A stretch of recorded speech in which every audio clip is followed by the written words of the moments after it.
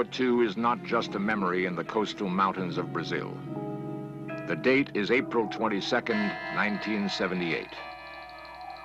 The place is a small hotel outside Rio de Janeiro.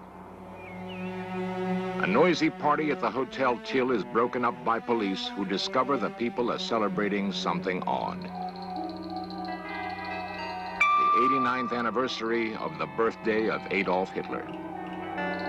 The raid resulted in the capture of a wanted Nazi named Gustav Wagner. The capture was made possible by Simon Wiesenthal, who is known as the Hunter, for he has brought more than 1,100 Nazi criminals to justice.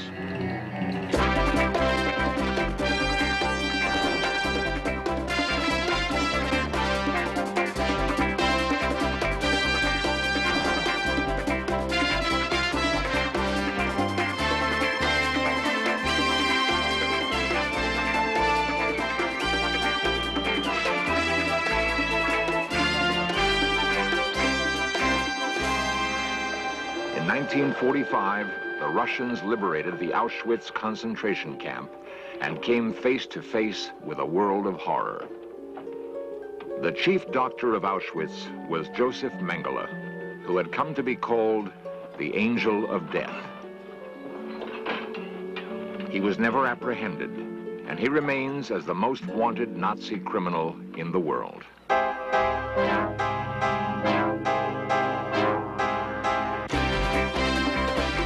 This series presents information based in part on theory and conjecture. The producer's purpose is to suggest some possible explanations, but not necessarily the only ones, to the mysteries we will examine.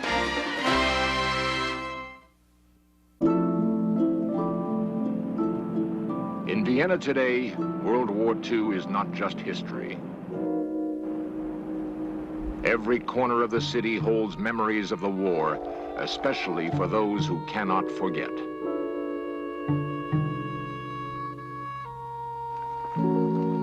Simon Wiesenthal cannot forget. It would be easy to say that what motivates Wiesenthal are his nightmare memories of the war. But many others have vivid memories of the Holocaust.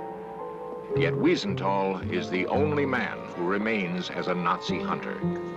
From the beginning, what drove Wiesenthal was his will to impose justice. And from the beginning, Wiesenthal's will for justice has been matched against Joseph Mengele's will to escape it. Joseph Mengele was a doctor of philosophy and medicine who performed horrifying experiments on humans and was responsible for the deaths of hundreds of thousands of people. Simon Wiesenthal's training as an architect would have little bearing on his life's work as an international detective. Joseph Mengele allowed himself to be caught up in the Nazi tide. Simon Wiesenthal had no choice. Mengele's life as a Nazi criminal began at Auschwitz. 5 million people died here. Every day, trainloads of men, women, and children arrived at this train siding. When people stepped off the train, the man they were most likely to see was Joseph Mengele. He was always immaculate in his sharply pressed uniform, and he was always unruffled as he decided each person's fate. If he would nod to the left, it meant hard work and starvation. If he would nod to the right, it meant a brief walk to what people believed were showers. Either way, the results were the same.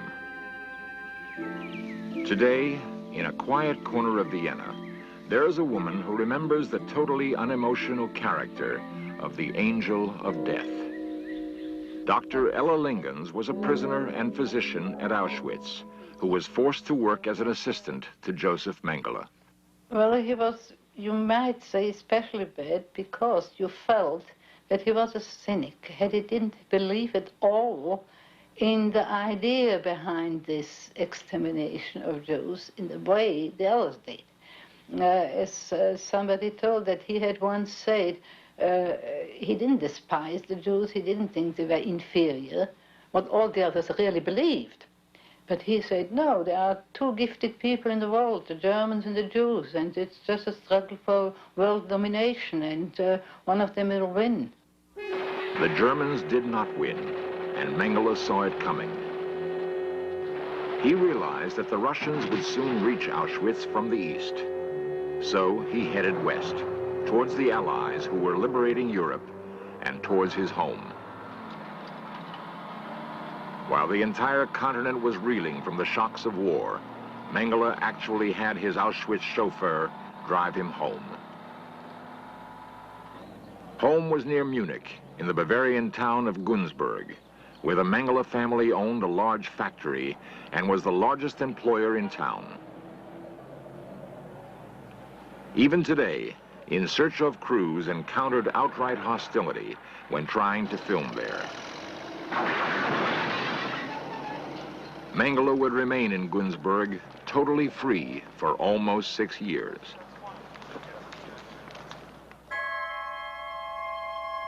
Just after the war, Mengele went largely unnoticed in the crowd of Nazi criminals, and it was not until 1950 that his name came to prominence in connection with Auschwitz. Mengele then fled Günzburg with the aid of Odessa, the secret SS organization that helped its members escape Germany. He went to Italy, making the border crossing at Reichenpass, near the northern Italian town of Merano. From Italy, Mengele sailed to Buenos Aires, Argentina. He arrived here sometime in 1952. Mengele found it easy to hide in Buenos Aires. Large German migrations in the last century created what are now substantial German colonies in South America. These colonies were natural havens for Nazis on the run at the end of the war. Mengele not only lived here on Sarmiento Street as a free man, but actually practiced medicine without a license in this house. He is reported to have met in this palace with Argentina's then president, Juan Domingo Perón. With this kind of protection, Mengele felt completely safe.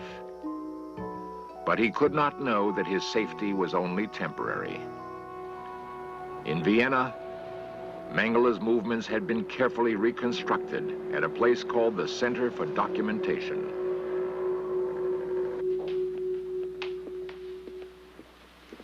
The patient years of tracking Mengele finally paid off for Simon Wiesenthal in 1957. I found Mengele in Buenos Aires as a practicing doctor. I give the information to the German, to the court in Freiburg and Breisgau, and through Bonn, through the German ambassador in Argentina, they asked for extradition. Virties 968 was the address of the house where Wiesenthal found Mengele.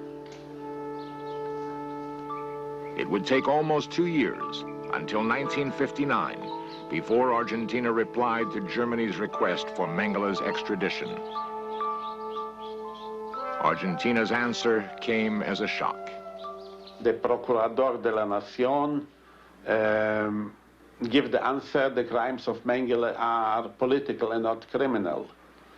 And I think this was the green light for Eichmann, because if they don't extradite a man who was in charge of field operations to send hundreds of thousands of people to the gas chamber, and they see in this crime a political crime, they would not extradite Eichmann. Adolf Eichmann was kidnapped in Buenos Aires in 1960. His capture was the direct result of information supplied by Wiesenthal to Israeli agents. Eichmann's trial lasted 9 months, and as Wiesenthal had hoped, it reminded the entire world of the Holocaust. But Eichmann's capture also had another effect. Joseph Mengele vanished from Buenos Aires.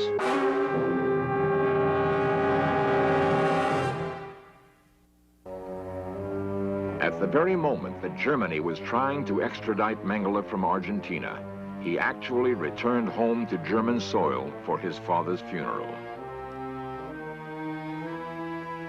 He stood on this spot for the funeral service.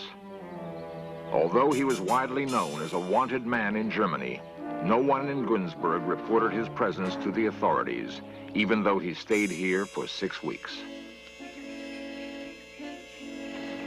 Later, Germany's public prosecutor would say that the people of Günzburg had acted like a group of conspirators to help the Mengele family. Mengele helped himself after Eichmann's capture by going to Egypt, where there was a large German community. Unfortunately for Mengele, the Egyptian government did not want him. The Eichmann trial had created a strong anti-Nazi sentiment throughout the world, and the Egyptians did not want to antagonize the Americans or the Russians. Mengele's German comrades in Egypt chartered a yacht to take him to the remote Greek island of Kitnos. These photographs were taken by a reporter hired by Wiesenthal. The reporter was part of a group sent by Wiesenthal when he discovered Mengele was on the island. But it was too late. Mengele had sailed away 2 days before the group arrived. South America had kept him safe for most of the last 10 years, so he went to the heart of the continent. Joseph Mengele, now Jose Mengele, openly became a citizen of Paraguay in 1960. He could not have picked a safer place. A big number of Germans emigrate after the war to Paraguay, after this war to Paraguay, and they reorganized the police, and today many of the children of the SS are today members of the police in Paraguay. And the small Jewish colony in Paraguay, they receive every week threats from the Germans. When something will happen against Mengele, they will kill them. And I had here in my office a delegation of this Jewish community from Paraguay, and they asked me to promise them to do nothing against Mengele in Paraguay because their life is in danger. And I believed them. Even so, Mengele did not feel entirely safe in Paraguay. During his first years here, he kept moving from place to place in the capital city of Asunción. He is known to have stayed at the Hotel Colonial, which is now a bank. His neighbors at the Hotel Astra would hear him in this corner room, screaming in the night. Number 508 on this street was probably his last residence in the city. Even though Mengele is never sure about his own safety, he is legally free in Paraguay. The fact is, however, he is wanted by several countries. One of these is the Federal Republic of Germany. Its ambassador to the United States, the Honorable Bernd von Staden. Joseph Mengele continues to be a wanted man and will continue to be a wanted man until he is put on trial or until he dies. It has been our policy from the very beginning to prosecute and to put to trial these criminals ourselves wherever we could. And it is in line with this policy that whenever we find out that a criminal is abroad in a third country and we have sufficient certainty of a crime committed to ask for extradition, it is a policy consequently then to ask for extradition. But Paraguay's President Stroessner, who is himself of German descent, has always refused to give up Mengele. On Washington's Embassy Row, diplomacy calls for polite language, even in the most strained circumstances.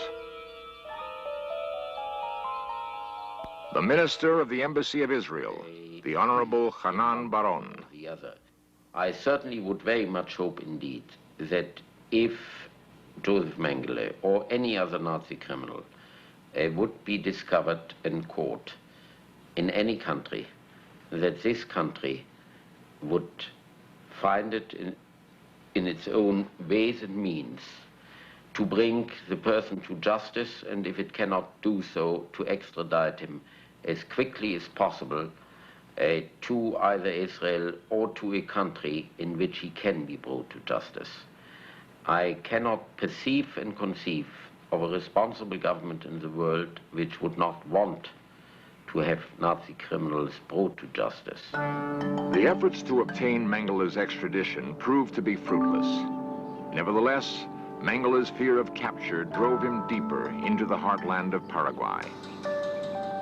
His destination was the remote eastern part of the country near the Paraná River. Very few outsiders are seen here, and those that come to look for Joseph Mengele do so at their own risk.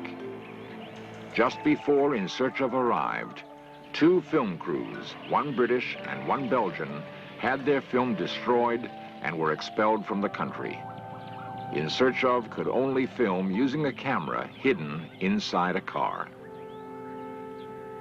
Mengele spent a lot of time in the Paraná region on the estate of Alban Krug, a wealthy German industrialist who surrounded him with 4 bodyguards. But what protects Mengele more than anything else is his uncanny ability to avoid capture. This is the German-style resort town of Honau in central Paraguay. It was here in 1964 that Mengele came closest to being apprehended. A group of survivors of Auschwitz learned that Mengele was staying at the Hotel Tyrol. They came here and rushed up to his room, only to find it empty. Mengele had left just 10 minutes earlier, after receiving a warning phone call. He was in such a hurry that he left in his pajamas.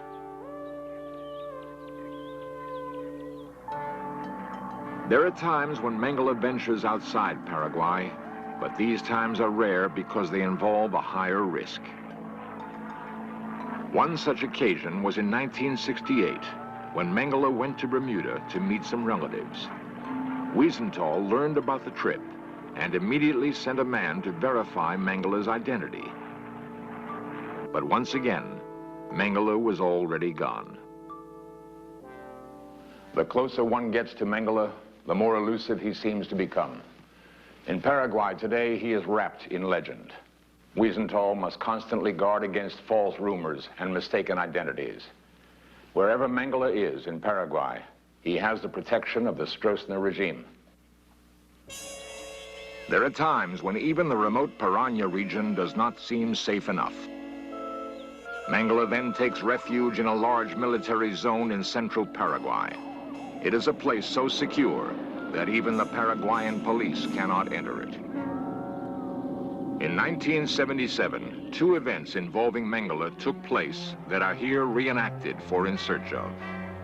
One of the last times Mengele was reliably spotted was when he was seen talking to 2 unidentified men on the Brazilian side of the Paraná River. Border checkpoints are few and far between here, and there is no record of his having made a border crossing.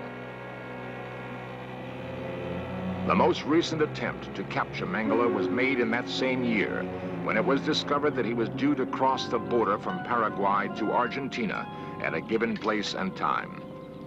On that day, several agents were placed on the Argentine side of the border.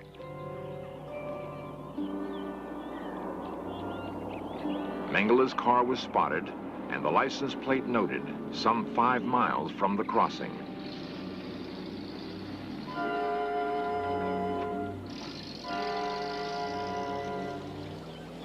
But at the last minute, the car turned around and headed back into the Paraguayan interior. Today, Mengele's whereabouts can only be pinpointed by checking the most reliable sources in Paraguay itself. In Search Of made contact with members of Paraguay's opposition party, who verified that this hardware store belongs to Joseph Mengele. Those same sources brought us to the small town of Altos. This road, which leads to a well-guarded gate which we were unable to photograph, is the access to a hacienda named Campo Condesa de Cue, where Mengele lives today.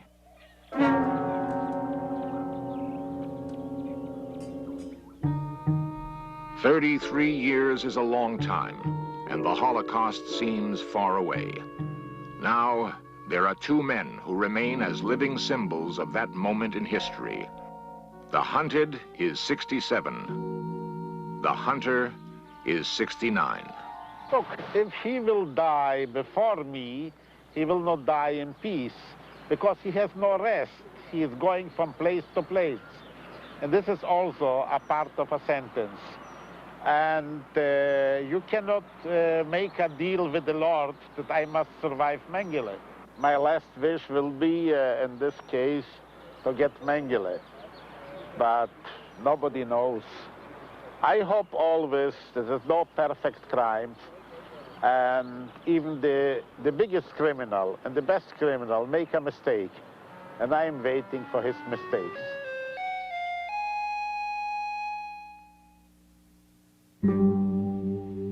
There was once a world in Europe that no longer exists, but it left behind an echo.